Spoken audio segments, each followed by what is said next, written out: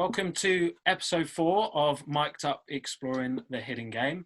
I'm really pleased to have James Vear on tonight's show, head coach of Barking Abbey. Hi James, how are you? Good, thanks Mike. Appreciate you having me on today. No problem, thank you very much.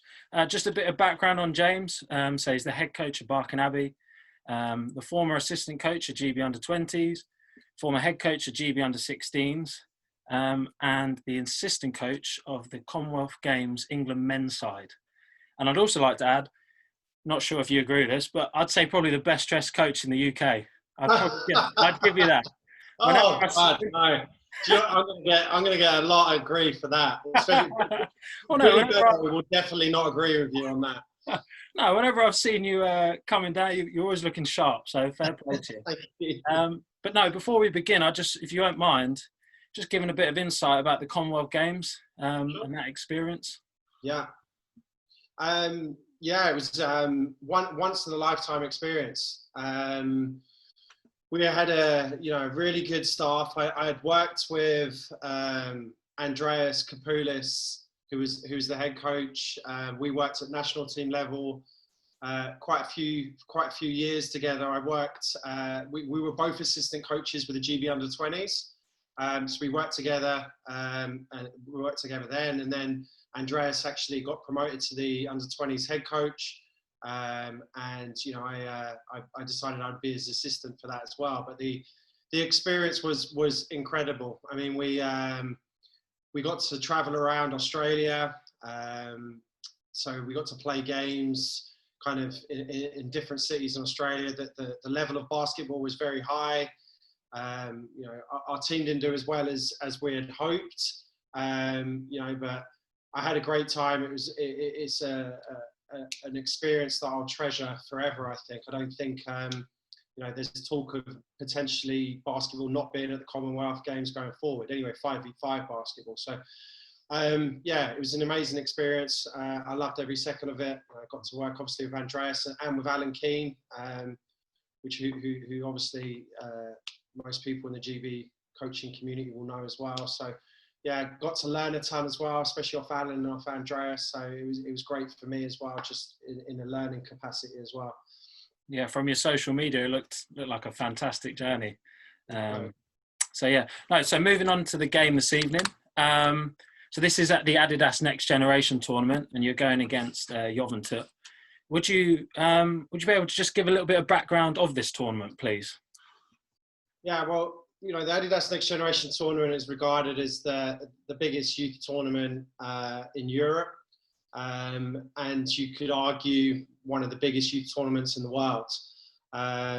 Barking Abbey have actually hosted an Adidas Next Generation tournament. It wasn't called that back then, but we actually did host one. That was about 10 years ago in the UK, and we have stayed quite close with the organising committee. They regularly contact us and ask us if we'd be interested in going into the tournament. And in previous years, we've decided against it. But this year, I was eager and kind of excited to give it a go. And I thought we had a good crop of players. I thought if we added a few players as well, which you can do under the tournament guidelines, I thought that we could compete. I think we did pretty well. I think we did a little bit better than some of the teams kind of expected us to do. But yeah, it's a huge tournament. I think our guys, when they turned up, didn't really realise how big it was until we got there and we walked into the gym, and the arena is, probably, I think you could argue, maybe the best arena in the whole of Europe. We're all looking around like, oh my God, this is pretty big time. And it was great. It was a really great tournament. It's incredibly well organised. Obviously, it's done by the EuroLeague, so you expect it to be like that. But it's a very high level tournament with some of the best players in Europe. There's guys in that tournament that are definitely going to be NBA players in the future, and our guys, I think, really, cherish that kind of competition and going up against those guys and testing themselves against the best players in Europe. Mm-hmm, for sure. And this was your first game at the tournament, right?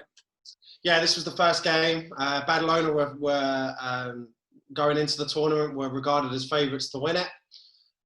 We knew that going in, yeah, this was the first. This was our first game. Great. Okay, so we'll head into it now. Right. So you touched upon that the rules allowed for you to bring players that aren't usually a part of your side. So how did you assemble the Barking Abbey squad? So it goes by like year born.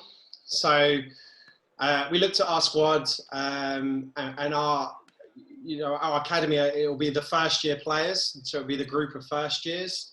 So we didn't. There wasn't many second years that were eligible, just purely because of the year that they were born.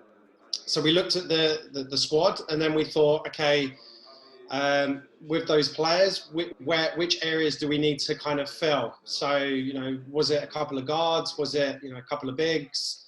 And then we looked at it, and, Cam Hildreth, obviously, I'm sure we'll speak about quite a bit in this game. I have a really good relationship with Cam. Always have. I've known him for many years, and he was someone we definitely wanted to bring on board. And then, I started speaking to Elijah Walsh's coach, Josh, and we were speaking to him, and he was someone that we thought, could fit what we do pretty well. And then I have a very good relationship with Will Maynard, who was here with us, and Giovanni was another player that we thought we needed to bring in just for some size and some athleticism. Okay, great, thank you. You kindly shared your scout before doing this interview, and I'd just like to talk about it as we watch right now. So one of the main things you talk about was the tempo and playing at your pace. Can you point out examples right now where you're delivering your scout? As in just how am I trying to deliver it during the game? Yeah, how are you trying to play to your pace? How do you make that? A big thing for us that we kind of knew was one of our biggest strengths was our athleticism. We want to play fast. I mean, that's the way that our academy plays.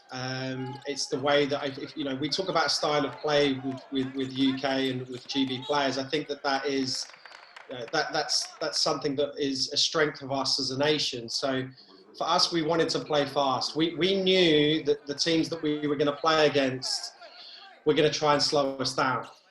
They wanted to play at a slower pace than us. So we just wanted to continue to try and keep the speed, the tempo as high as we possibly could throughout the game. Mm-hmm. And was that your play call right there for the elevator? Yeah, that was. So I have a thing for elevator play. Elevator plays. Most of my assistants know that to start a game out of timeouts, I run quite a few, elevator plays. And that was actually one that we ran for Cam at the European Championships when I coached him at under-16s. So it was kind of, I ran it for him, and he kind of smirked and looked at me and knew that was a play that we'd run for him at the Championships. And Cam was 2 or 3 steps behind the 3-point line, but for him that doesn't really make much of a difference. So he started off pretty well to this game and got into a good flow pretty early. Mm-hmm. And you identified in your scout that Joventut will try and full court and run and jump you. And that example there, they run it quite well and get the turnover. Yeah. Are you wanting the guys to think about how to overcome it, or are you thinking, I need to intervene here?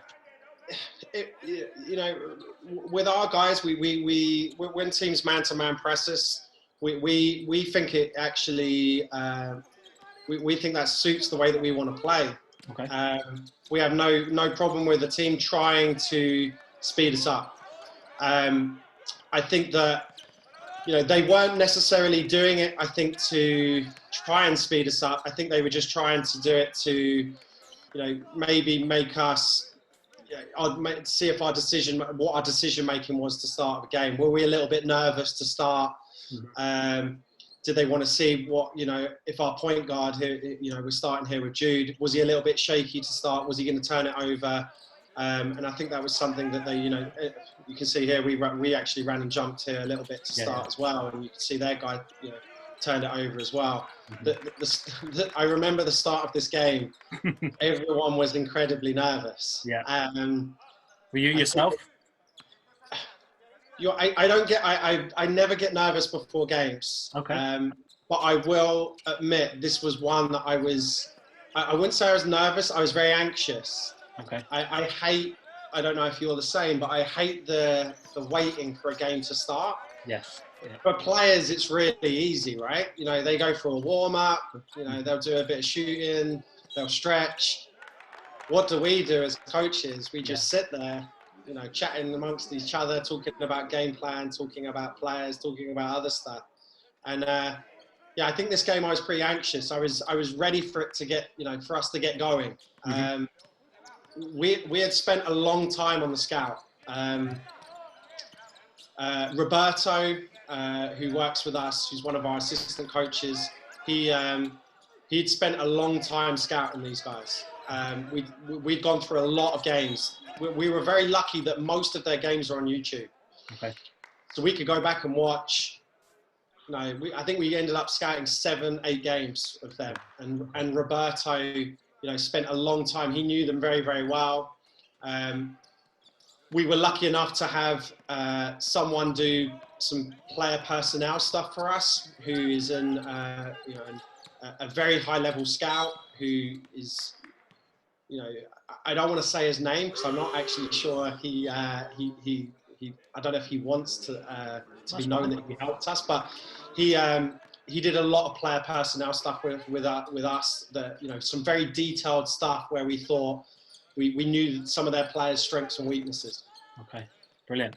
And one of those players that you identified was number 35 for the Greens, Dominique. Dominic. Yeah. So what was your plans against him? How did you want to combat him? I felt like his strength was, their team is huge. Like, watching them on tape didn't do him justice. Okay. When we watched them warm up, I mean, they're starting five, their smallest player was their point guard, who I think was about 6'1", but they were like, from that point on, everyone on their team is over 6'6". I mean, their wings are 6'6". They don't really play what I would say is a traditional true center. I think with Dominic, something that we wanted to do was we wanted him to try and get him to beat us from the outside. You know, I don't think he's a great jump shooter, and we wanted to be physical with him as well. He's quite wiry, so we wanted to be physical with him, and we didn't want to let him get out on the break as well. He's very good at, you know, getting a rebound and just going the length of the floor with it. So they were the main things that we wanted to try and do to limit him. And how did you think you did with that? I thought we did a pretty good job on him, to be honest. We frustrated him. That was something that I was, you know, happy about. As you started to see as the game went on, we were frustrating them quite a bit, and some of their main guys you could see them starting to get quite annoyed, especially towards the end of the game when we started to make a run. For sure. Just leading on to that point about frustrations, one of the key things in your scout was deflections, and already you've got lots of deflections already. Do you track the number of deflections you have? Do you know what I have done in previous years? We actually tracked it a couple of years for national team, and I over a season or over a European Championships, we actually didn't find much of a correlation between how many deflections we got and wins. Okay. So it's not something that we will track and try and give the players the number. You know, at half time we'll come in and say, you know, our aim is to get 25 and we got 20, etc. It's just something that we always speak about, just active hands, you know, trying to be big and long, and just trying to get as many as we can, just trying to be disruptive. Okay, great.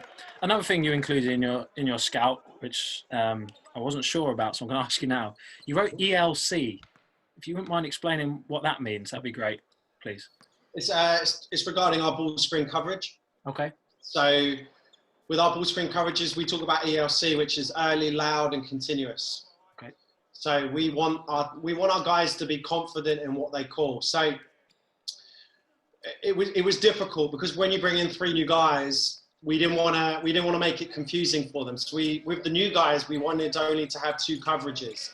But with our, the barking guys who are with us every single day, we might have more coverages. So something we wanted to do was just make sure that the coverage that we called out was early, loud, continuous, and we stuck to that coverage, whatever that call was. Mm-hmm. Whether it was right or wrong, we can talk about that later, but we didn't want guys to second guess what they were saying. So, especially with someone like Giovanni, we'd only been together with the guys that came in. We only were with them for, a couple of days. We didn't want them to be second guessing, what call they were making. So we just wanted to be confident in it.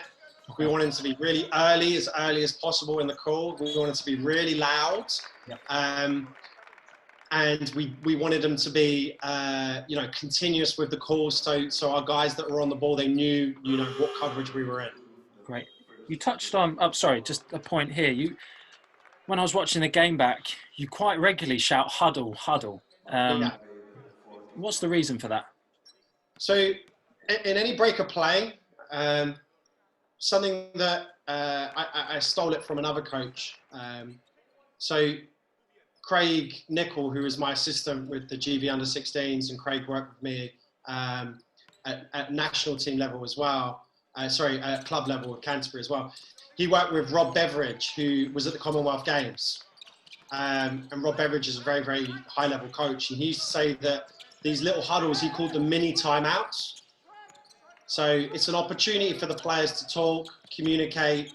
I want them to, huddle up. It might be something really, really quick. It might be, next time down, we're going to be in L1 offensively. Or it might be something very simply like, we need to communicate better in the ball screen. We need to do a better job of, pressuring the ball, etc. So when we huddle up, we want just our guys to communicate really, really quickly. Something very short, concise. But I think it's a very good opportunity for players to be able to communicate with each other and get those, what we call them mini timeouts. Okay. And that's what it is. With our guys as well, that mini timeout, we usually have a player designated in the group. It's usually the point guard. He'll always sometimes look at me.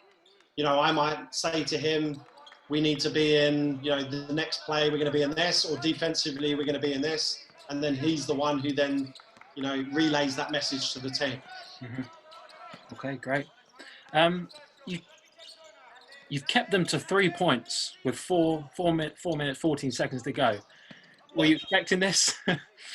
No. If I'm honest, they miss a lot of easy ones. Yeah. And I remember we came into that first time out, and I did say to them, it's very positive. They've only got 3 points, but they've missed 4 wide open layups that were our fault. It was positive that we'd kept them to 3, but we'd only scored 7 ourselves. Yeah. So that first 5 minutes was a little bit of a, nervy start for both teams. They were just trying to,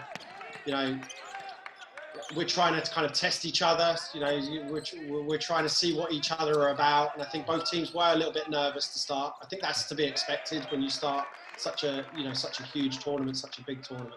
Mm-hmm. And from this timeout onwards, they actually go on a 14-1 run. Yeah, I remember that. Sorry to bring that up. But the timeout paid off for them. With your timeouts, do you have a certain structure? Do you speak to your assistants first, or do you go straight in with the guys? It depends. I usually try and speak to my assistants first, but try and be really quick. Okay. We had a big staff that we took over there, more assistants than we would normally have, on our team, which is great because we want as many eyes as we can on the game. But I don't want them all talking. By the time every single one of them has spoken, then it's the timeout's over. So the person I designate, whoever that might be on the assistants, I think my lead assistant is Dave Lavinia. And Dave will, speak to the other assistants, and the other assistants will talk about things that they think are important. And then Dave is usually the one who relays it to me in the timeout very quickly. and then I usually go into the huddle. I also, I try and get the guys to talk to each other before I go in. Our guys do that through naturally. We have some great leaders on our team that just naturally do that, whether they're in the 5 that are on the court or not. They're pretty good leaders in that sense. And then there's times where there's no need for me to speak to my assistant. It's plainly obvious while I call the timeout. Probably pretty angry, so I'm probably going to go straight in there without having to confer with him. Okay, great. Now, last 3 possessions, there's been 3 turnovers, and another one again. How do you help the guys feel relaxed in this scenario? As you talked about, they were a bit nervous. Is there ways you can make them feel more comfortable in the game? Yeah, for me, offensive mistakes, like the turnovers here, I think a lot of it is nerves. And the thing I tried to do in this first game especially is I knew they were nervous. The worst thing I think I could have done was, call a timeout, scream at them for the turnovers. What I don't want them to do is, lose even more confidence. I just want them to, relax into the game a little bit. We had another turnover right there. That's 4 in a row, which obviously, at that point, I'm starting to think, it's probably time, if we get another one or, they score again, it's probably going to be time for a timeout. And then it's about just trying to get them to relax a little bit, trying to get them to, not play tense, just relax a little bit, try to explain to them, we've all done this hundreds of times before, we know what we're doing, trust the system that we run. You actually saw Badalona for these last 4 possessions, all they did was, pressure the ball, which kind of we wanted. We were really happy if they did. We thought that would be great for us. We'd be able to create an advantage 1v1. And then the other thing that they started to do was deny 1 pass away, which for us is something that we see a lot, especially at academy level, and even Division 1 at times. So, that's something that we see, and that should be something that we should be able to take advantage of as well. But, they were very nervous to start. I knew that. And we did. The good thing was, I thought, although we were nervous, I felt like we didn't ever, the effort is still there. The effort was still there the entire time. There wasn't a point where I didn't think that we were trying to give, everything, and we were trying our hardest. Okay. On that last play, the ball was fed into the post. Do you have a certain reaction from the other guys once the ball was fed into the post? Some of the times in this game, I might be wrong, but I thought you went to a 2-3 zone. Other times you might have gone to a man. Is there a certain time which you change up your low post defense? We've done it at times. So when the ball does go into the post, we do have options to go straight into a 2-3. We tried we didn't do that when we had some of the guys that we'd brought in. It was something that takes a little bit of time to teach. It's more of a read sometimes that we've done it. We tried to stay a man-to-man the entire time when the ball did go in. And yeah, I quite like the 2-3 zone when the ball does go into the post. It's something that I've seen quite a lot of teams, a few teams do, especially I know Zalgiris do it, actually. It's something Zalgiris do a lot when the ball goes in, going straight into a 2-3. I think I called timeout here. I think that's what you were saying. It's the end of the quarter now. So. I was at the end of the quarter. Oh, God, we needed that to come fairly soon. End of that quarter, number 8, Adza takes quite a bad 3-point shot. It was 20 seconds left. The shot clock had 20 seconds on it as well. Yeah. How do you manage that young man? Because you could see he was frustrated because Badalona scored on the next possession. Is it something you discussed then, or will you wait after the game? Yeah, a lot of times we talk about shot selection with them during the game at times. I think that most kids know what's a good shot and what's a bad shot. Okay. I think the easiest way to find out usually is just to ask them. That's what I find. And my guys know me well enough now that I'm not always asking them because it's a bad shot.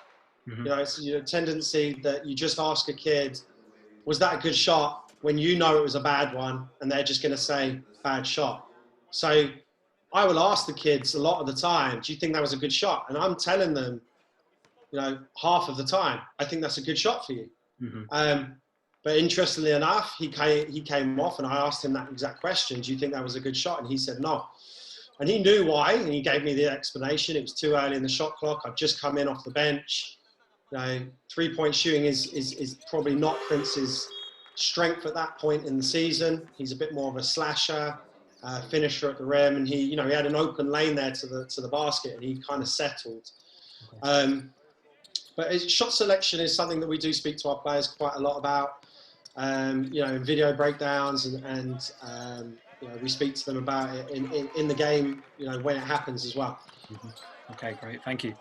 Now, as we talked about, you scored 8 points in the first quarter. Within your scout, you identified that they struggle against quick penetration. So how do you create that?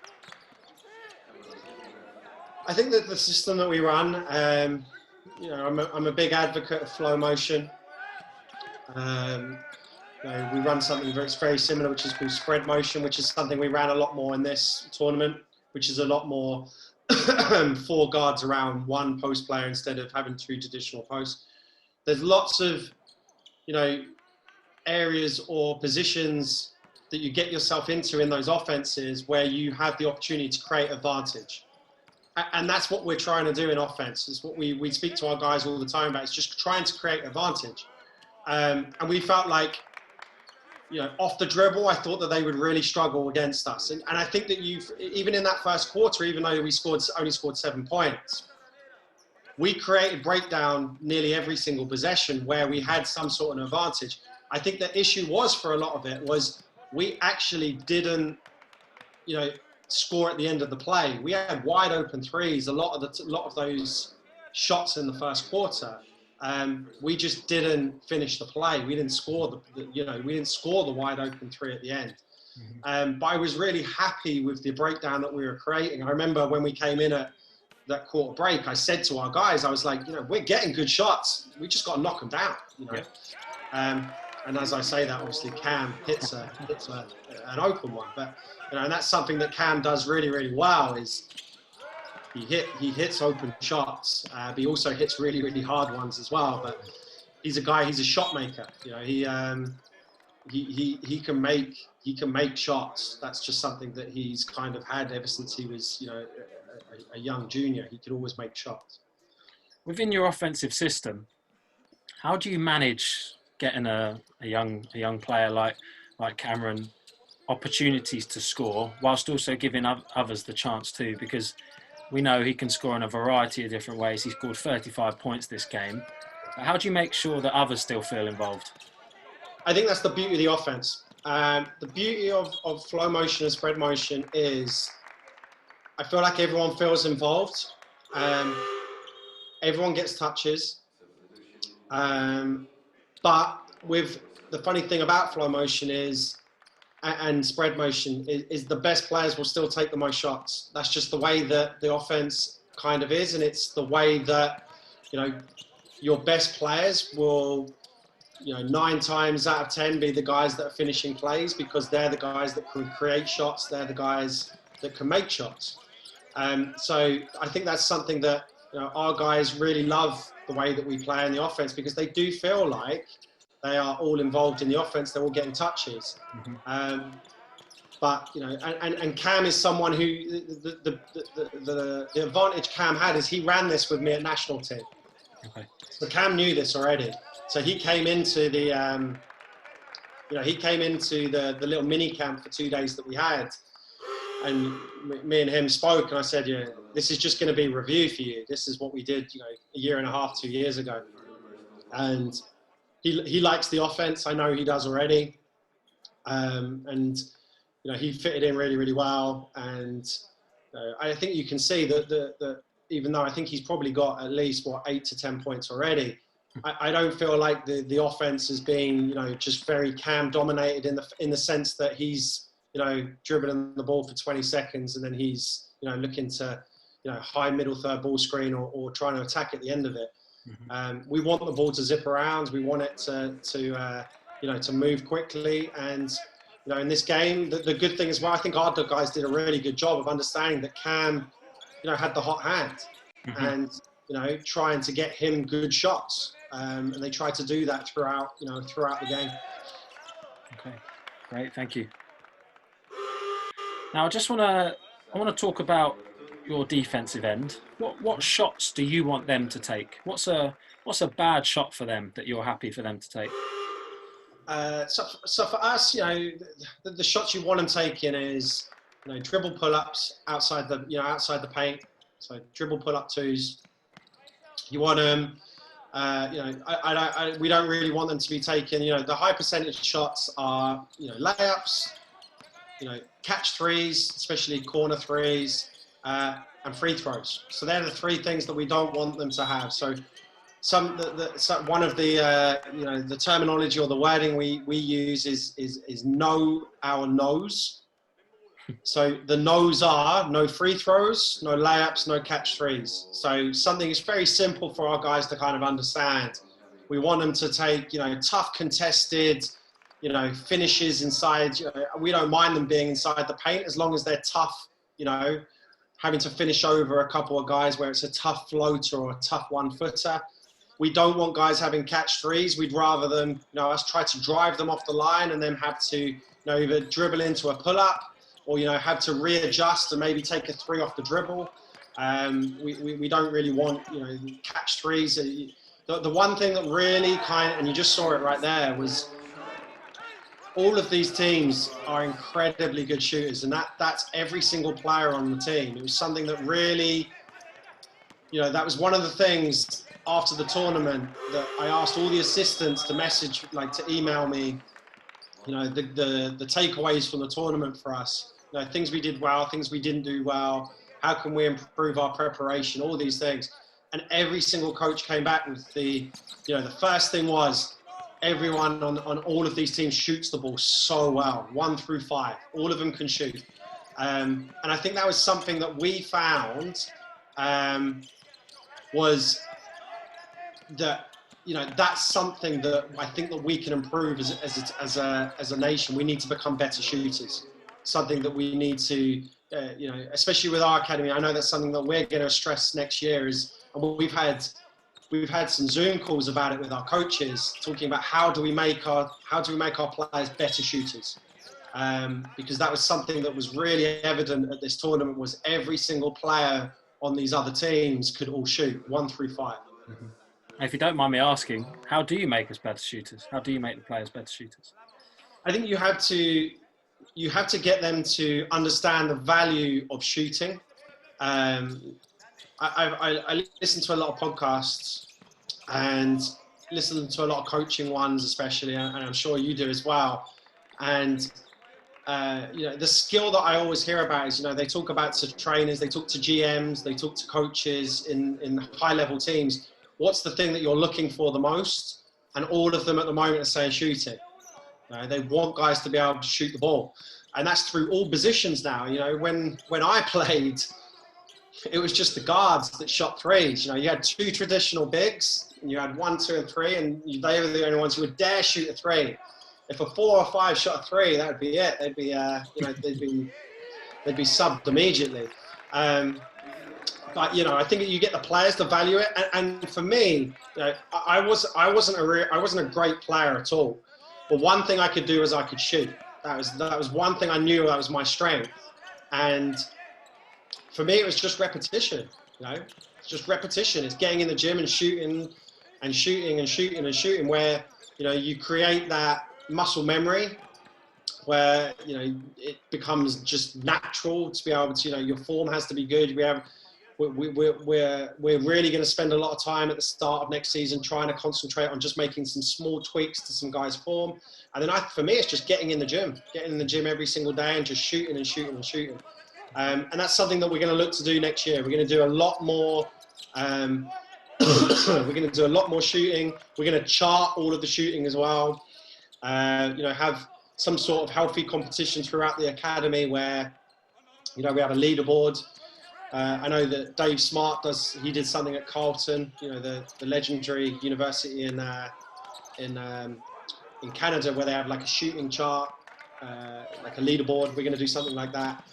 I just think that something that I did is I went away and looked at all of our games from this past season, and something that I found is I thought that we did a pretty good job. Division 1 men's, I thought we did a pretty good job of getting good shots. We just weren't consistent in knocking them down. I think we do need to do a better job of becoming better shooters. Okay. I just want to talk about now thank you for sharing that, by the way. I just want to talk about now your offensive structure. For the first quarter, Cam had the ball in his hands a lot coming up the floor. In the second quarter, he's playing off the ball. Yeah. Was that a decision you made, or is that just a natural part of flow motion? It's a decision we made at times. So we knew Cam was going to play a lot of minutes. For us, we knew if we played him, point guard the entire time, that's going to take a lot of energy to be able to play point guard position. So at times we took him off the ball. We told him as soon as, to get up the wing. I personally think maybe Cam's best position is actually off the ball. Okay. I think if you can get out on the break and be able to give him the ball up the sideline, I think that's where he's at his absolute best. And giving him the opportunity to be able to create in transition. Don't get me wrong, he's really good being a point guard. But what I spoke to him about as the tournament went on and he started to embrace this he really gets this. Cam's a great defensive rebounding guard. Mm-hmm. And the reason he's a great defensive rebounding guard is he understands that if he gets the rebound, he can just go. Mm-hmm. And he realizes that if he just goes with his, with a head full of steam, there isn't many guys that can stop him. Mm-hmm. So he does a really good job of getting in there and getting defensive rebounds. And we spoke to him about that. We would say, get defensive rebounds. If you get it, don't give it to the point guard. Just go. Mm-hmm. Push the ball out and try and get something in transition. Okay, great. Thank you. Off that free throw just then, you went to a 2-3 zone. Yeah. Can you explain why? What was your reason behind that? Sometimes this is another, I think we were on free throw. We had a free throw before we went into it. So we huddled again, quick huddle. They looked at me and I thought, they'd airballed 3 threes in a row, I think. And, I looked at them and was like, well, let's see what they do against the zone. Let's see, maybe they're a little, this is their second unit, I would say. Their main guys are out at the moment. This is a good opportunity. Let's see what they run zone offensive wise. And I think we go back into a zone again here, if I remember. You do for most of the quarter now, for the rest of the quarter. And you pull it back as we will see. Now, is it a straight 2-3, or is it one pass to a man, or does it change on? It changes. It will depend on the call. We have calls for on the number of passes. So we would have we have a certain series where they know on a certain number pass we match up man to man, and then they'll know there's a certain series where it's just straight up 2-3 zone. Okay, great. And we try and mix it up a little bit. Sometimes it can depend on the zone offense that they run. Mm-hmm. So we might know what the zone offense is. So I remember during, when we did go zone, I was asking our the assistants to draw up what they were running. Because I wanted to know if there was a way that we could maybe go man to man after a certain pass and try and, mess with them a little bit. I think that they didn't really run what I would say is, anything, they weren't running sets. They were just kind of almost running concepts, pretty much the same man concepts that are running against our man to man. Now, as you identified, you've had quite good success as soon as you come into it, and they've called a timeout. I presume to combat it. Are you tempted to come out the 2-3? We came out of it. we came out of it for one possession, maybe two. We might have gone man here again for a couple. I'm not sure, but yeah, it was something that we definitely. You know, I think every coach does that. You know, they like to mess around. You know, mess with them a little bit. You know, they've called man because they've called time because you screwed with them a little. You know, with the zone, they're obviously going to draw something up, and then you obviously try and screw with them a little bit more and come out of it and go into a man. But I think we go back to the 2-3 like you said. Out of this, I think we might be in a series here. So we might be in we call this our 50 series. So if it's quite self-explanatory, but 51 would be one pass, 52, 53. Although in Division 1, we knew teams had kind of picked up on this, so we started messing with them a little bit more, and we did some other stuff. But we knew Badalona. We were pretty sure that Badalona hadn't scouted us. Okay. I was pretty sure. I think they underestimated us a little bit. I think they. I don't think they thought it was going to be the game that it ended up being. That's phenomenal defense right there. The interception. That was a great possession. That ball screen wise. That was that was actually for the following game. We usually try and go straight to the next game. We don't do a ton of review, especially in tournament play, because the games come so quickly. Mm-hmm. But that play was what we kind of ended our video session with, just to show really? just a great defensive possession. Mm-hmm. And that was a hard hedge, right? Yeah, hard hedge. Giovanni is he's an incredible athlete, and when he hard hedges, he's huge. Number 15, right? Number 15, yeah. Yeah, legit 7-footer. He's someone he's definitely going to be a big prospect in the future, and he's incredibly coachable. Right. Really great kid. It's a very good offensive possession right there.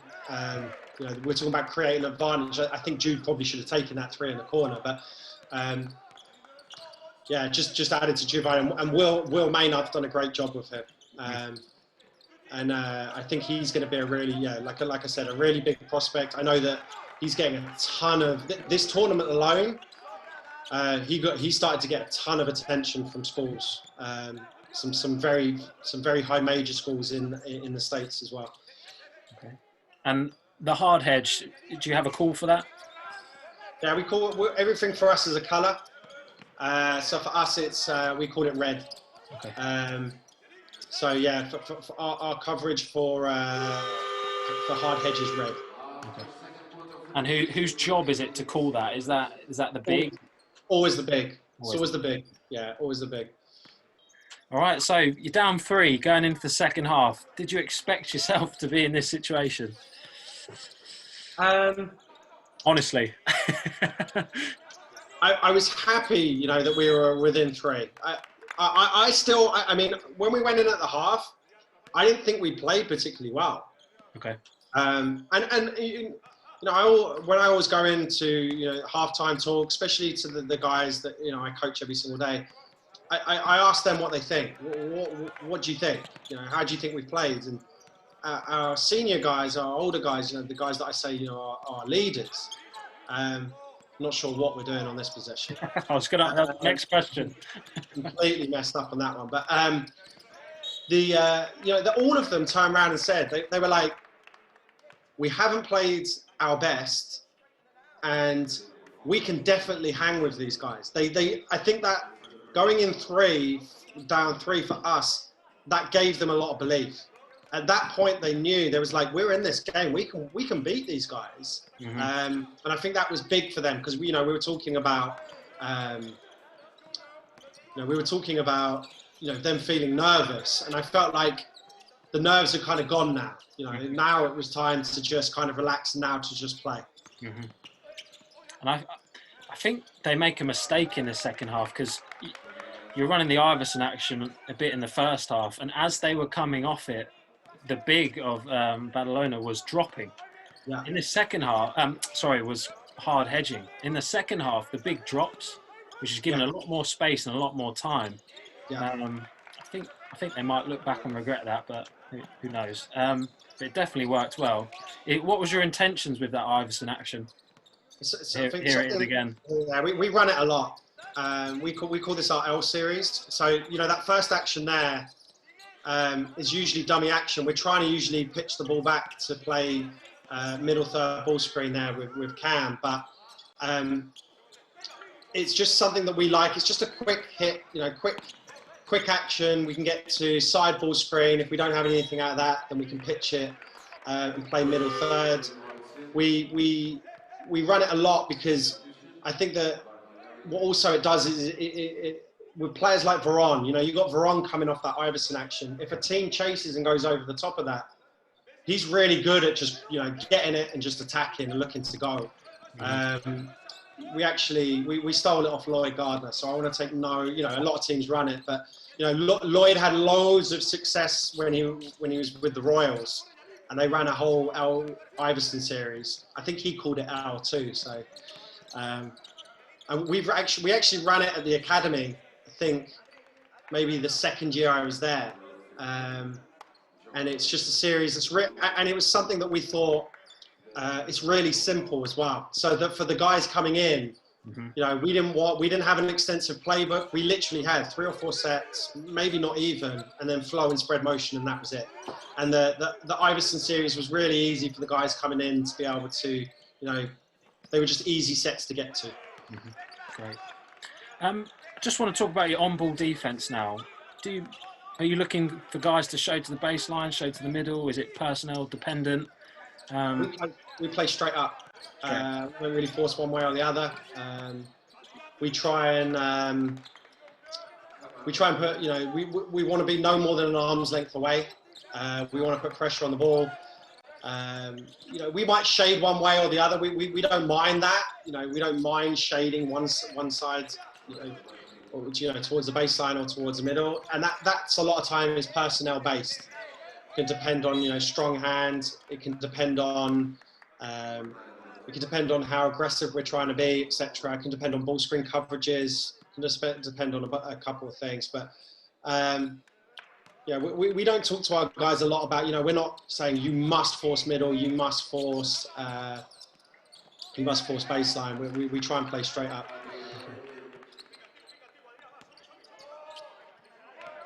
I'm not sure what we're doing there as well. There's a lot of turnovers, stupid ones as well. Some very, very. We're talking about Veron on that little curl. That's the prime example of it right there. They chased over the top. He's very good at going through his right hand, and one of his best shots is that little dribble pull up going towards a baseline. Yeah. I mean, he's very good at that shot. It's one of his definite, most high percentage shots. That's a tough call right there. Calls an unsportsmanlike. Yeah, I might have shouted it out pretty loud as the player. So I think it was a tough call though. But they got away with. I actually spoke to the referee at halftime on the way back in because I thought they got away with a few of them because they were they were tactically fouling obviously when we were trying to fast break, and before the guy had even fouled, he had his hand up. Yeah. And I was like, surely that's unsportsmanlike. If he knows he's fouling before he's even fouled. The referee kind of laughed and maybe I got us one there. You're quite charismatic on the sideline. Are you just being yourself? Are you trying to be someone else, or how are you on the sidelines? I'm energetic. Yeah. I'm loud. The thing for me is you have to be authentic to yourself. The funny thing is, my guys that I coached, previous to these guys. So each year I think I chill out a little bit more. I'm a little bit more self-reflective. As you get older, I think that's natural. I think I've become better at maybe managing my emotions over the years, but I'm not going to try and be something I'm not. I'm passionate and I always will be passionate. I think sometimes we get into the habit now as coaching, the way that coaching is going. I think that we talk a lot, about it's not seen as being the way to be these days. Is you have to be a lot more mild mannered, and you have to, maybe not stand up and scream and shout as much. That's just not me. I'm passionate, and I don't want to apologize for that. My guys know that I'm passionate and that I scream and shout, and that's just the way that that's the way that I am. I'm always going to be passionate. My guys, they know that I'm honest with them always. If I'm wrong, I'm the first one to admit that to them. But it's just something that I've always been. When I played, I was that way. I was passionate. I was probably a little bit mouthy, probably trash talked a little bit too much. But yeah, that's just something the way I am. I just think that and I think that's, I mean, I've experimented a little bit with, maybe not standing up as much, sitting down as much, and I just find that that's just not me. I feel more comfortable, being the way that I am. And it doesn't mean that one way is better than the other. I know some of the best coaches I know, barely stand up throughout a game, and they sit, and that's just the way that they are, and that's the way they've always been. That's the way that it works for me, and that's the way that I'm always going to be. Okay, great. I just want to touch on your rotations. The main player, Cameron, has come out now.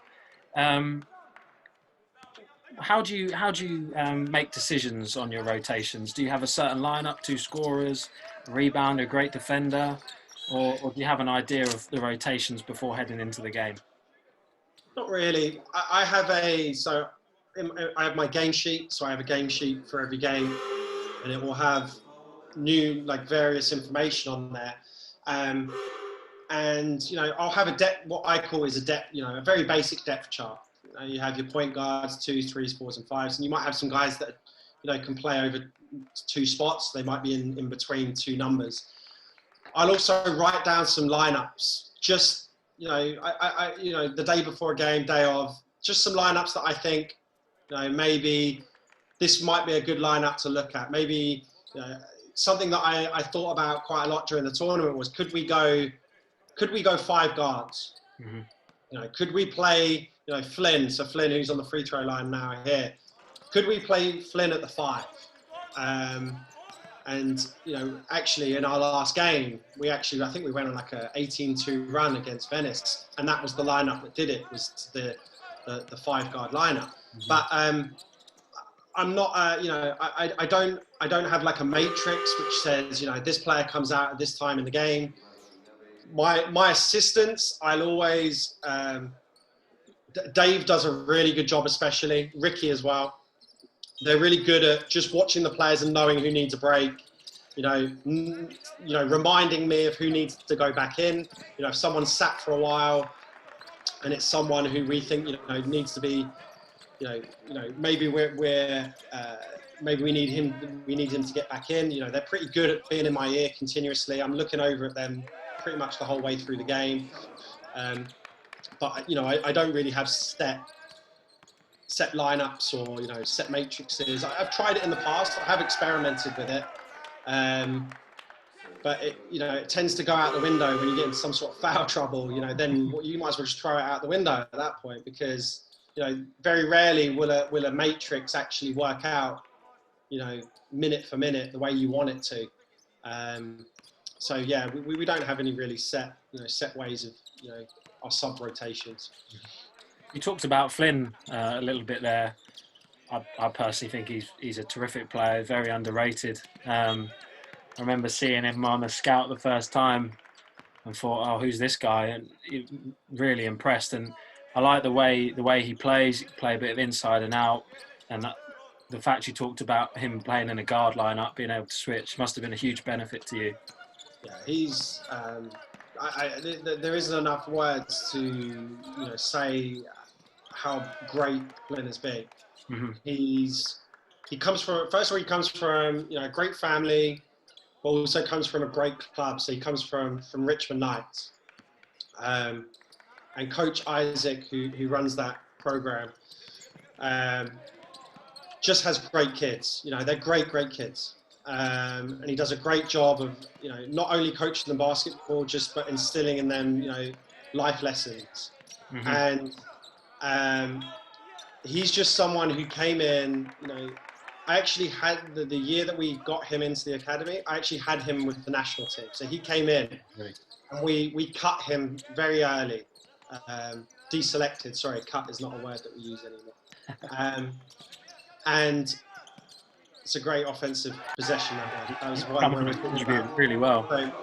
And Titus there, you know, we'll go back to Flynn, but Titus number 12, he hadn't played the whole first half. Yeah, I was just about to say that, yeah. Yeah, and that was, you know, I probably should have played him in that first half, and I didn't. And Titus is someone, he's another one who's just done an incredible job in the 2 years that he's been with us. But Flynn, when he came in, you know, I cut him from the national team, and that did, you know, he's just one of those kids that just none of that stuff affects him. He's just waiting for an opportunity.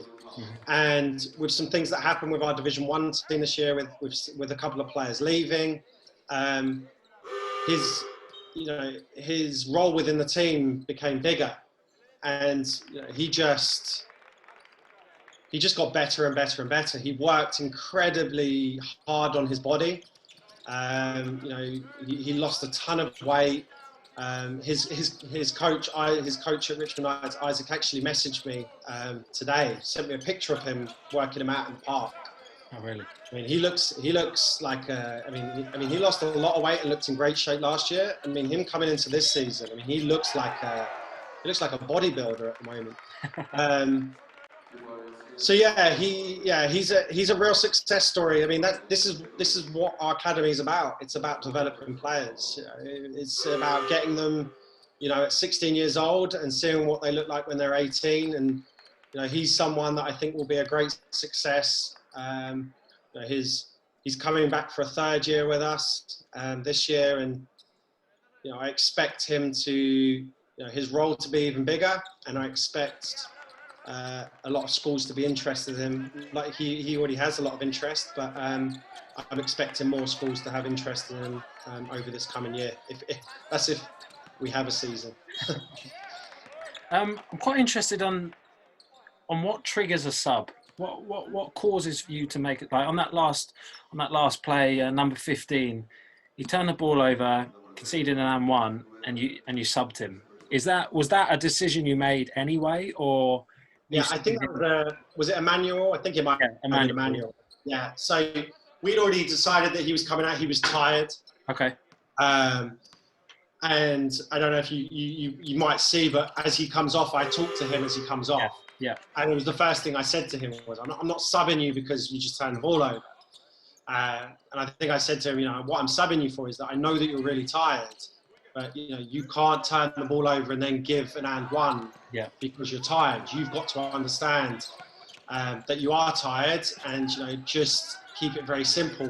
We're trying to get you a sub, you know, and maybe that's, you know, we are to blame as coaches maybe a little bit for that, maybe not getting him a sub a little bit quicker. But yeah, we don't, you know, I'm not a big fan of subbing guys for making a mistake, especially on the offensive end. I will sub guys for defensive breakdowns for sure. I've done and will continue to do that going forwards. You know, for us, I don't think defense necessarily you have to be particularly skilled all the time. I think a lot of it comes down to hard work, effort, communication, you know, those basic kind of things that, you know, a lot of times can, you know, mask some mistakes on the defensive ends. And if our guys aren't doing that, I will sub guys out. And I think that when the guys come in early with us, I think that's something that shocks them a little bit to start off with, is I will sub them for defensive breakdowns, but offensively, I very rarely will sub a guy out for a bad shot or a mistake on the offensive end. If you don't mind, on this next possession, throughout the game, I thought your off-ball defence was fantastic. And again, you've gone to a 2-3 zone off of a free throw and got the turnover. What are you looking for with your off-ball defence? Stunting, one pass denial. What are you looking for? We run so like a pack line defence, like a hybrid pack line. We don't really, we're not denying one pass away. We're in shallow triangles, in gaps. We're stunting at the ball. We're more worried about, the dribble, I would say, penetration. So we're not trying to deny one pass away. We're trying to stunt at the ball as much as possible, try and create indecision in the ball handler. We want to put ball pressure on. It's one of the rules that we said is we never want to be more than an arm's length away off anyone. We want ball pressure. We want active hands. And then off the ball, it's, I think that we did, like I said, I think we did a really good job off the ball defensively of just taking up space. That was something that we did a really good job of, be it making ourselves really big. When we needed to come across and help, we didn't, we didn't over help. I didn't think at times. That can be just as bad as under helping is over helping at times, especially against very good teams. And I thought we did a pretty good job of doing that. And if there's a mismatch caused from the offensive action, what do you do? What are you expecting the guys to do?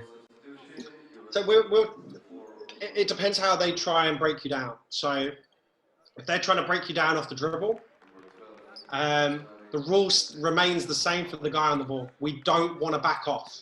Okay. So we want to be arm's length away, try and create deflections, try and pressure the ball. What changes is our off-ball defense will now change. So if they're trying to break us down off the dribble, say, we've switched 1-5 and, their point guard is trying to attack our 5. Off the ball, we won't be in a shallow triangle towards the ball. Now we'll be in deep triangles.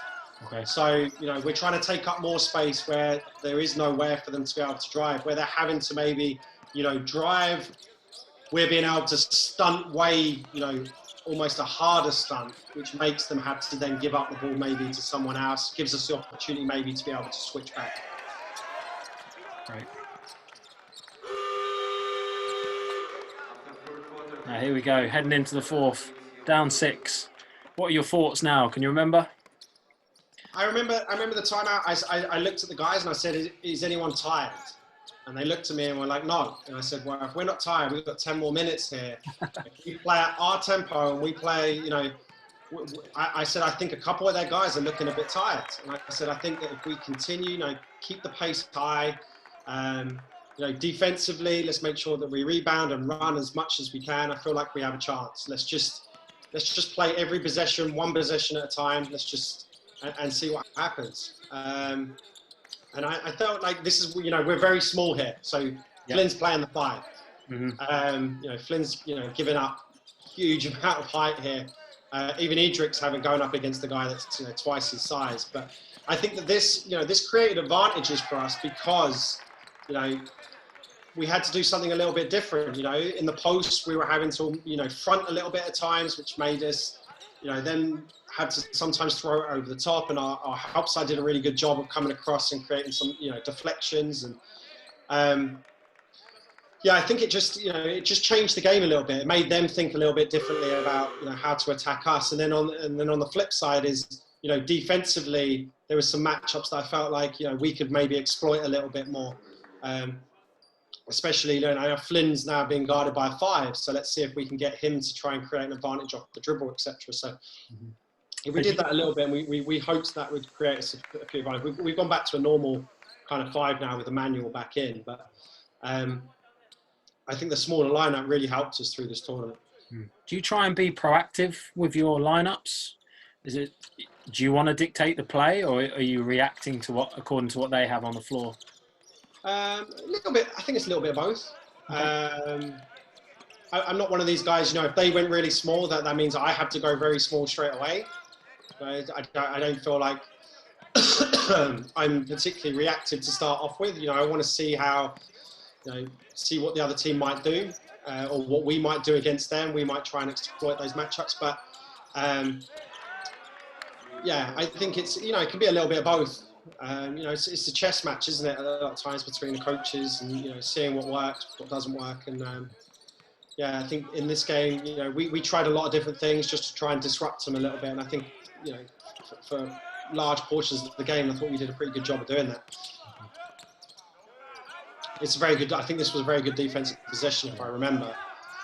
And that's good offense as well. But that was the guy that we identified. So for them, number 3, we identified as a complete non-shooter.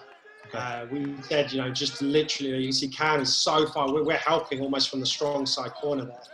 I told Cam, you can help completely off him. Mm-hmm. My next question was going to be about your closeout defense, because a couple of times you are closing out aggressively, a couple of times you come in a bit short. Is that all scout dependent? Do you have certain techniques you teach the guys? It's a lot of it's scout dependent. In previous years, I've taught closeouts where you must have, inside hand up, outside hand up, 2 hands up. I think for each player it can be different. Mm-hmm. What's comfortable for them at times. But the one thing that we want is we want them to make sure that we spend a lot of time on the scout, especially personnel. So I think that we do a really good job of knowing who shooters are, who non-shoot. We group them into 3. So it's shooter, driver, 50-50. So obviously if you're a shooter, then the players know that. Then we want long closeouts. We want to drive them off the 3-point line. If they're a driver, short closeouts. And if they're a 50-50 guy, depending on how they're playing in that game, if they're maybe they're pretty hot from the outside for that game, then maybe the closeout might be a bit longer and we make them drive it. But we try. I think that's an easy thing for players to be able to understand, is those 3 easy pieces of that terminology: driver, 50-50 shooter. And when the players come in and out, they must communicate with the player they're subbing on for who, what is the player they're guarding. So they'll say the number, and then they'll say 50-50 driver, shooter. So they know straight away who they are. So, we always get the players to do that. We'll remind them, don't get me wrong. I'm not like they're on the sideline not reminding them, but we will tell the guys, they need to make sure that they're telling each other as they come in and out. Yeah, I really like that. That's great. Thank you for sharing that. All right, 58-52, 6 minutes left. What are your thoughts now? Are you pleased with how you're playing? Yeah, this was a big part in the game. I remember Emmanuel just had an offensive rebound putback and then that layup. There's a big period in the game. I think that there was a point there where I think it got up to like 8 points, getting towards 10. Yeah. And the game could have, maybe got away from us there a little bit. They've gone back to their, what I would say is, I think they got 4 of their starters in here. And I think that Emmanuel getting that offensive rebound and that, that layup right there, the momentum slowly starts to change and go, we start to get the momentum. Mm-hmm. Not just the momentum, but I think the belief as well. Yeah, for sure. And I think that this lineup was, for this game, I think was our best lineup. Mm-hmm. Emmanuel started to play really well. Obviously, Cam was being Cam. Lynn had a big game. Veron had moments, and then Edric as well, who, although he might not have looked, if you'd have looked in it's another elevator play, as you can see, I like an elevator play. One thing that, it might not have shown up in the box score, but Edric is one of those guys, especially in this tournament, who did lots of things that, might not show up on a box score, but the coaching staff knew, like he was defensively really good safe hands as well on the offensive end. Wasn't, he didn't look, nervous by the occasion. I thought that he played confident, and I thought that, especially on the defensive end, I thought he did a great job of, knowing scout. His off-ball defense was really good as well. And then, he was guarding their point guard, and I thought he was doing a really good job of just disrupting him as well. Yeah, I thought everyone who stepped on the floor did a really good job. Like, you had 8 guys in double-digit minutes. I think everyone who stepped on the floor should be very proud of the way they played. They gave a great account of themselves. 56-58, you're right. Momentum is with you. What do you think has caused that? What's changed? I think it's a couple of things. This is the time in the game. We spoke about pace is important and tempo of play. You can see offensive rebounds, the putback, layup, fast break layup, transition layup, secondary break. I just felt like the speed of the game was starting to, they were struggling to keep up with us in transition. And then I felt like defensively, we were just getting after them. They were struggling to get into offense. And I just felt like defensively, we were doing a really good job of just disrupting what any of the action they were trying to get into. And I say that, and then we... Was there a certain call? I saw you make a signal to Cam then. We wanted to go to Vear here, so there was a set play that we had for Vear, which was out of our horns.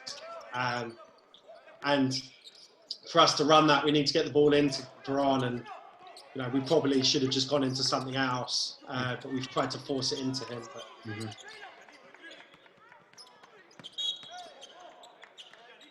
Cam does a fantastic job of triggering fouls. You've received 15 fouls in this game.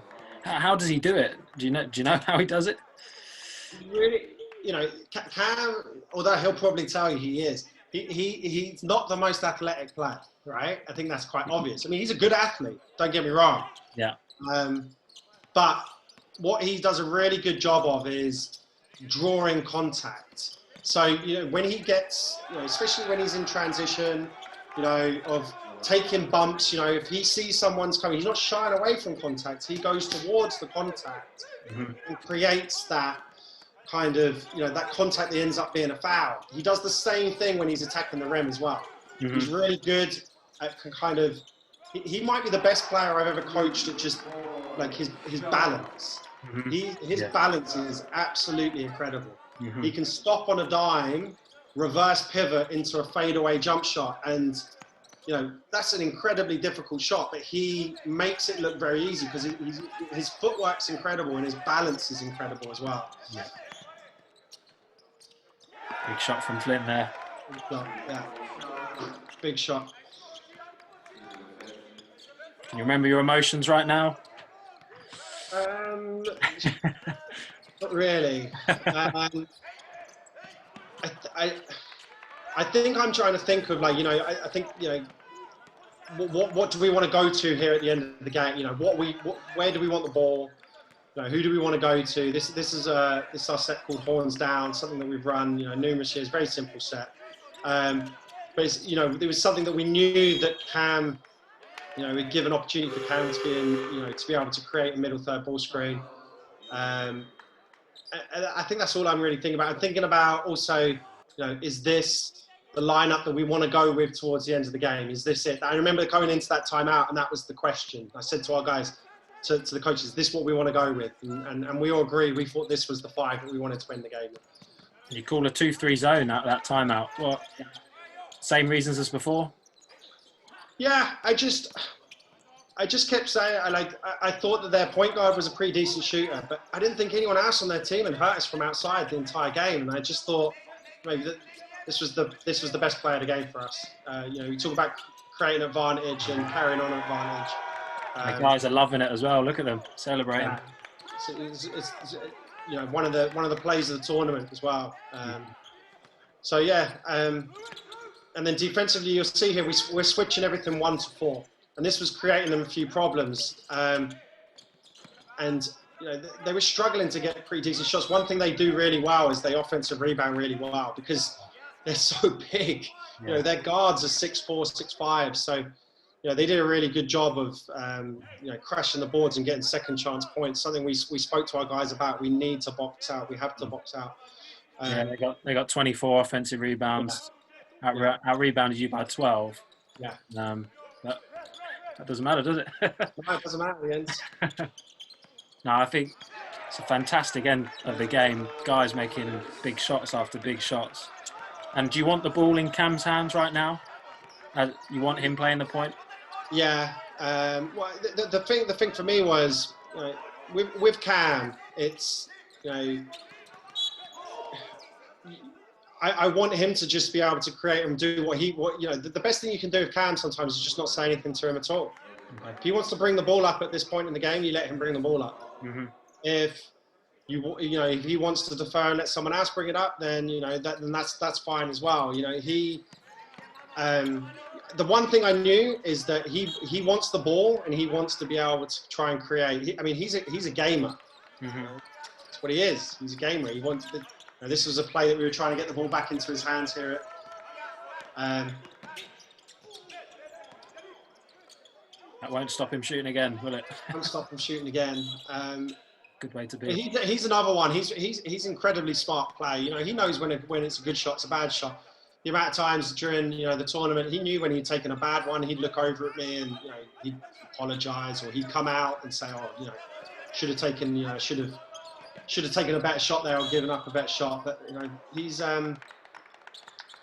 like I said, he's a gamer. Like he loves the big stage.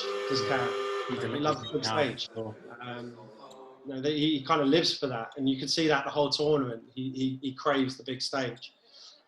Now, right now, you call the guys over. Can you remember what you're telling them? Can you remember why you called them over? I think that they were. I think we were talking about ball screen coverage. We'd been nailed. We would struggled a couple of times on the coverage the previous possession. I think we dropped coverage. So Giovanni had dropped, and it wasn't something that we wanted to be in. So I think I'm just calling them over, just to confirm. You know, we don't want to be. We don't want to drop. We want to be aggressive. You know, that's what's got us back into the game. You know, we don't want to be in drop coverage in the pick and roll. I think I wanted to explain to him as well, you know, switching 1 through 4, you know, we wanted to be aggressive in our switches. I also was talking to him about offensive rebounding there. I don't know if you saw, but I wanted them to, Giovanni and Veron to curl on that. So, and yeah, you know, we just wanted to, you know, just be disruptive. You know, defensively, you know, we wanted to be really aggressive. We wanted to, Giovanni here, you know, we spoke to him about, you know, being up to touch here. You know, we wanted to go under on ball screens. We felt like they didn't want to shoot at this point in the game. They hadn't taken a 3-point shot nearly in the whole fourth quarter. So, you know, we just wanted to, you know, just make sure this defensive possession was our best defensive possession of the game, and put us in position. This was the point in the game where you know, everyone's looking at me saying, you're going to call timeout. And I'm like, no. And everyone's like, are you sure? And I'm like, no, I'm not going to call timeout. Just, you know, that gives them an opportunity. Just let Cam go. Like, yeah, like I said, drag, you know, give him drag ball screen and just let him create and see what happens. And obviously, you know, he created and scored. So there's a real dilemma, isn't it? Whether to stop the clock, stop the play, and run something, or let the flow of the game continue. I've been in a few circumstances like that where I'm still not sure what the right answer is. I don't think I don't think you do. Oh God, Jesus! I was losing. I'm already pretty grey, but that last, you know, 6-7 seconds was stressful. The thing is, he takes the first one, he looks over at me and says, "Do you want me to miss the second one?" Because there's only 0.3, right? And we're up 2, so, you know, they don't have enough time to get a shot off. But if he airballs it, I'm just like he's looking at me and I'm like, just hit. I just said, I think I said just hit it. But then I obviously worried that he could hit this one. But, no. You must have been delighted. Yeah, we were. The thing you can see with our guys is, you know, it was a big result for the academy. I think it was a big result for British basketball. But, you know, our guys didn't celebrate like it was, you know, that we'd won the tournament. Our guys knew there was more work to be done. And, you know, we went from being very high that night to getting, you know, brought right back down to earth the next morning when we played Ritas the next morning and got beat by, you know, 45-50. And that's the top teams in Europe will, you know, teach you a lesson if you don't turn up the next day, you know, prepared and and ready and mentally prepared, especially for a game. So, yeah, it's tournament play. There's a lot of ups and downs in tournament play, and I think our guys, we learned a lot about ourselves during that tournament. But as a whole, I thought that we did, an incredible job. And the big thing I said to our guys before we went to the tournament is that we were representing Barking Abbey, but I think that they needed to understand that we were representing British basketball as well. And that, the way that we play will, people will think that's what the standard of basketball is like in our country. So you're playing for everyone in our country. You're playing for the coaches. You're playing for, your players all over the country, your age group, and you're playing for, the governing body, all of these things. And I thought that they did an incredible job of representing, like I said, Barking Abbey Academy and, our basketball as a whole. And we managed to get our respect because of the way that we played. We went and got it ourselves, because I think when we got to the tournament, the funny thing is after that game or after the tournament, I spoke to a lot of, journalists that were there, and every single one of them said, we had you down as to finish bottom. And that's what they said. They were like, we didn't expect you to be very good. Yeah. And they thought that we'd represented, British basketball really well, and they were, they're interested. And since then, that's opened some doors for us as an academy, but more importantly, I think it's opened some doors for the players. And for me, that's the most important thing. Especially, Cam especially, I think that kind of really put him on the map. Everyone in Britain knew who he was, but I think after that tournament, that put him on a map, not just European-wise, but I think it put him on a map, worldwide. So yeah, I think it was a great tournament, and I'm hoping that we get to go back. You certainly touch on a few of the feelings I had when I watched that game. But when I watched that game live, I was cheering obviously for you, for the team, but for British basketball, because that result was massive. When the buzzer went off and we won, I celebrated like I celebrated when Liverpool won the league last week. It was I was delighted because it was more than just a game. And it's funny you should say, because the last note I write down is I was reading some of the reports, some of the journalists, and consistently they said a surprising victory. Yeah. Which I'm really pleased that they wrote that, because it shows how well you did represent yourself. You must have been really pleased. It was a great game, great to watch back, and great to talk with you right now. Yeah, and I think that stuff still kind of annoys me a little bit when they say surprising. I know how good our country can be, basketball-wise, and I think that people, see that quite regularly now with the way that we compete in European championships. Especially division. We've got teams in Division A now that have been there for a couple of years. I think that what we've been doing, what we did in Europe, but also what Myerscough did in Europe as well, is really big. Haringey as well. They're in Europe as well, and what they're doing with the EYBL. I think that the talent is here, and it's just making sure that we can harness that talent going forward. So I think that we can, and that's every single coach I ever speak to about this is they keep saying, you're a sleeping giant, you're a sleeping giant. One day it's going to click, and hopefully that day will happen. The last question I'd like to ask you. This has been brilliant. Thank you. That was your best quarter. You kept them to 14 points. Do you keep stuff in the locker for the fourth quarter? Do you have certain tactics going into the fourth? What made that last quarter your best quarter? We have. So I have a game sheet. So my game sheet will have some stats on it. So simple stuff. I'm sure all of us as coaches have it, but if a couple of sets to if we need a 2, we need a 3, something that we might want to go to out of especially out of that Iverson alignment. We have a couple of wrinkles out of that where we're trying to go to a certain player or a certain action. So there was a couple of things that I had in my locker for that fourth quarter that I thought maybe we could go to this. One thing that I knew going into that fourth is they were going to really try and come for Cam. So there was some stuff that we wanted to do to try and get the ball maybe out of his hands at times, to then give it back to him at times. So some little things like that. I don't think that we did anything, I think that we wore them down over the course of the game. I think that was something that, that fourth quarter, I just felt like, if you look at that quarter, we look like we're pretty fresh. Yeah. And I think that they looked like their main guys looked a little bit tired and a little bit sluggish. Whereas I still think, and I said it to our guys after the game, we could have gone for another 20 minutes. Yeah.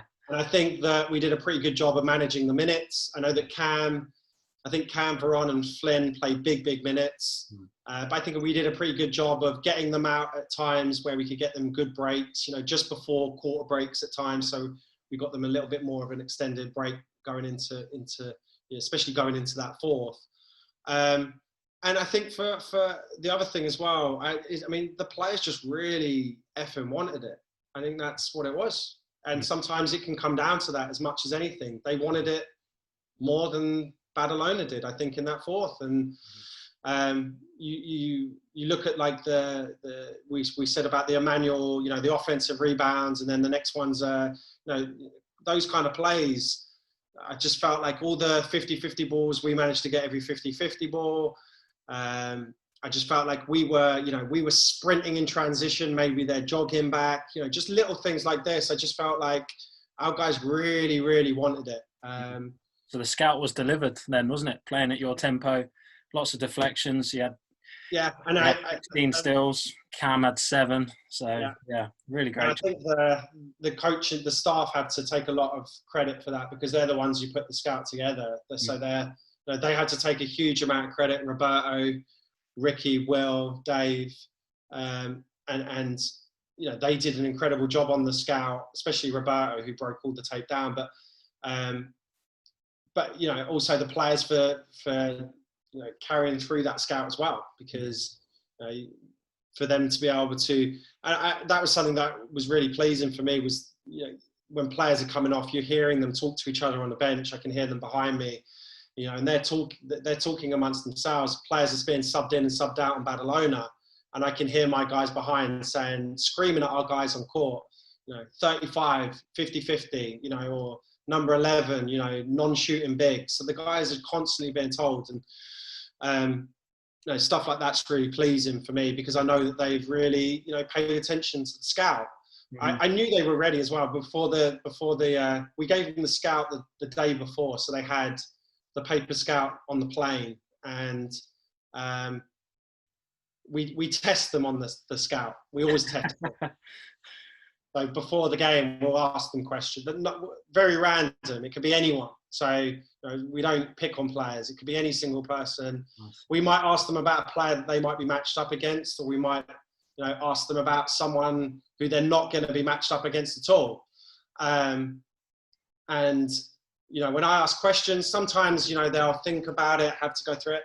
They were like, I asked them a question, it was like bang, bang, bang. Brilliant. 50-50, right hand dominant. Really good dribble pull up going left. Every single guy had it. And I asked 6 or 7 guys, and they were spot on. I knew at that point they'd really concentrated on the scout. They'd studied it the night before. Yep. Studied it that morning at breakfast, so they were really ready to play. No, that's fantastic. Thank you very much, James. I've really enjoyed that. You're absolutely right. A massive victory for Barking, but a massive victory for British basketball. And it's been, when I was watching the game back, I was thinking I'd love to know what's going on inside of his head. And for you to take the time to tell me about that right now, I really appreciate that. So thank you very much. Yeah, thanks, Mike. I was saying to you before we came on as well, it's great to watch it back in the kind of flow of the game as well, because I have watched it back, but I've only ever watched it clipped up, offensive possessions, defensive possessions. So it's nice to watch it back in that kind of, just the flow of the game. Kind of brought back a lot of, anxious moments in the game, mostly when us making mistakes, turning the ball over for stupid reasons. So, yeah, it was great. I really enjoyed it. Yeah. Thank you very much. I really appreciate it. Cheers, Mike.